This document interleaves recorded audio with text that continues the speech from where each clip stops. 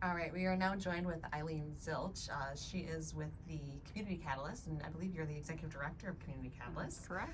Awesome. Well, thank you so much for joining us today. We are very excited to have you on as a guest and learn a little bit more about you and Community Catalyst. So I'm going to open the floor up for discussion. Well, thank you so much. Community Catalyst is a local nonprofit. We're based here in Livingston County, and our mission is to serve lower income people with housing and services. And services for us tends to look pretty much like workforce development.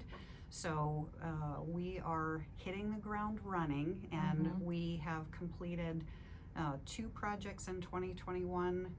We closed on another property at the end of the year, signed a purchase agreement at the end of December for another project, which I can tell you a little bit about, all housing related. So we are really doing everything that we can as quickly as we can to provide attainable housing here in Livingston County, and then supporting organizations who do workforce training, so partnering with them. So yeah, we're trying to do a lot. No, and it's outstanding, and it's so needed here in Livingston County. Can you share kind of your definition of attainable housing? Yes, so affordable housing has a lot of industry standard definitions and tends to be very closely tied to government subsidies or government assistance, specifically the low-income housing tax credit program. We so far have not used government resources to do any of our work, and it's not that we're adamantly opposed to it, it's that those resources are very finite and very hard to get. And in a county like Livingston that is actually considered semi-rural, it's even more difficult to get any kind of help. So we've chosen to go down the path of looking for community support donations, and so we use the word attainable, that our housing is attainable to people who make 60% or less of area median income. And so practically in Livingston County, that equates to about $50,000 a year. So someone who makes $50,000 a year or less, which oftentimes are people who are working in the grocery store, working at a fast food location, people who have jobs but they can't afford to live in our county, because most people are developing housing for people who make way more than $50,000 a year. So we're trying to step into that gap and provide housing that's attainable to people who make a lower level of income. Well, I'm so glad that you are, because this has been something that, and I'm fairly new to Livingston County myself, but it's a common theme that we continue to hear from employers being at the chamber and working with businesses and as our members, is that there's just not a really accessible workforce here in Livingston County for some of those roles and those jobs that you were talking about, because there's also not housing. So these issues do typically go hand in hand, and we'll get to that in just a minute. But you were going to share a little bit about a project that you said you could share little tiny bits about. Just a little bit.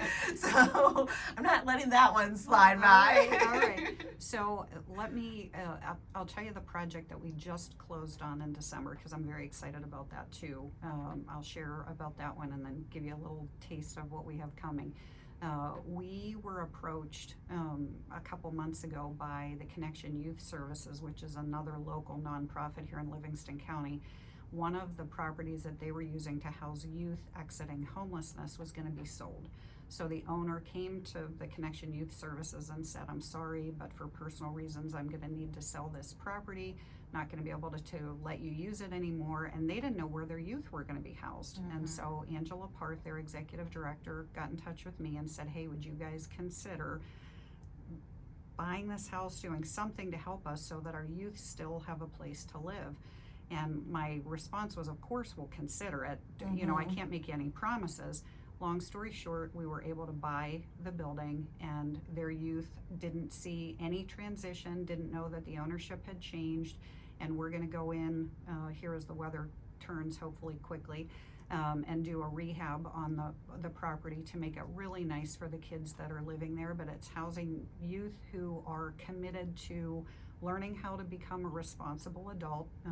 Connection Youth Services has a program that these kids go through to learn life skills, budgeting, everything that they need to go from being homeless to a functioning, successful adult. And we're so honored to be able to come alongside them and help in that way. So we bought the building, and we're going to put probably about $50,000 into rehabbing it for the youth that live there. So super excited about that. Yeah, that's amazing. Yes. And then the week after we closed on that property, we signed a purchase agreement to buy a local dilapidated motel that we are planning to rehab into transitional housing for people who are experiencing some level of life disruption where their housing has gone away and they need a place to land for a week, a month, a couple of months.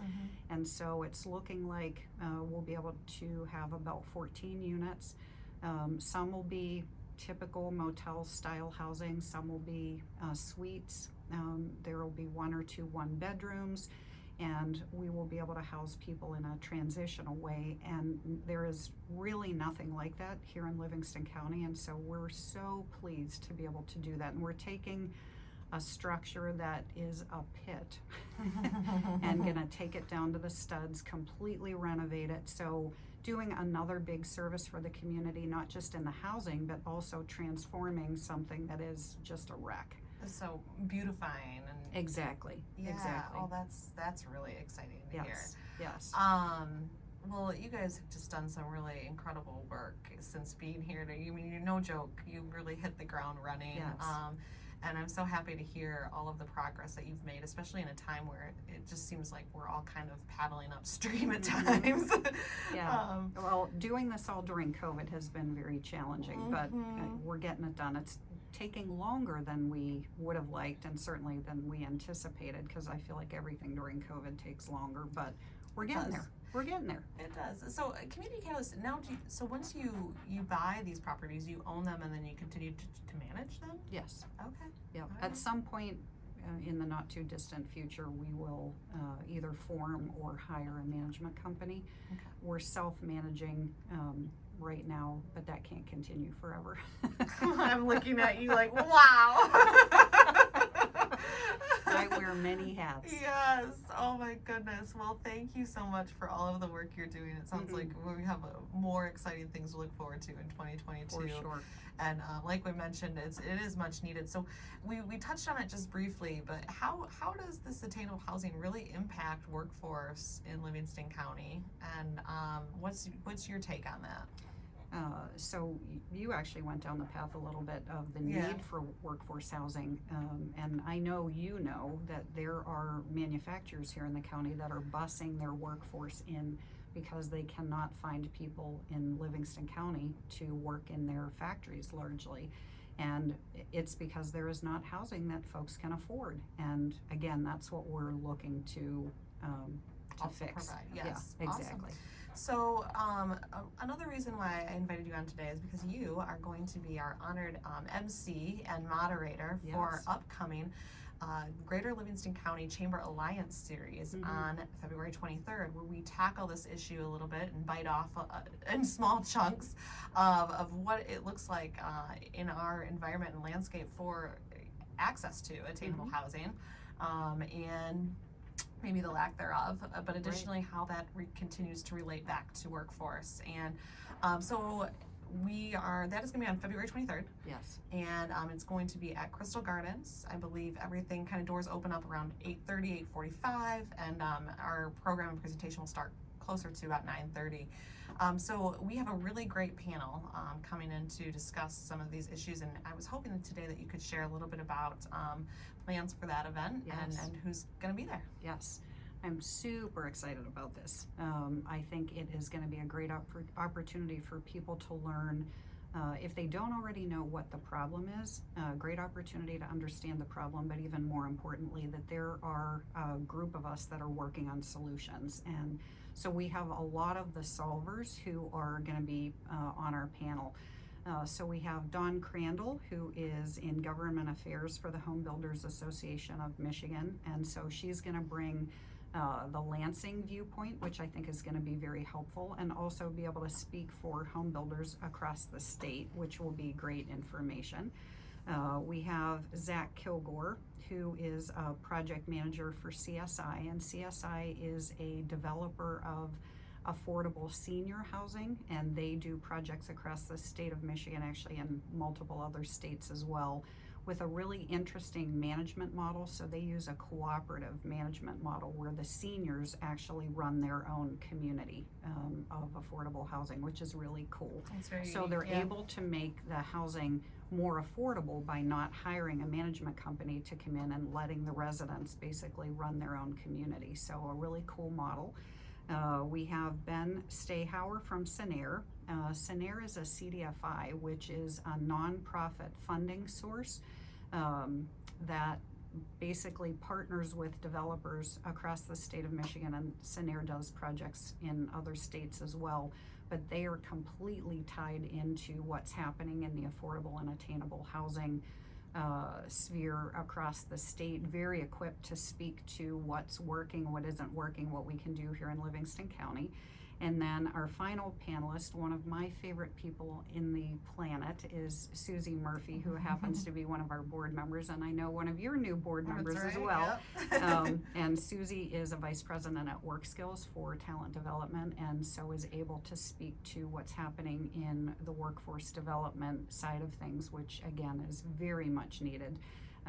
Getting folks that have been sidelined for COVID back into the workforce, and just helping people to make a sustainable wage.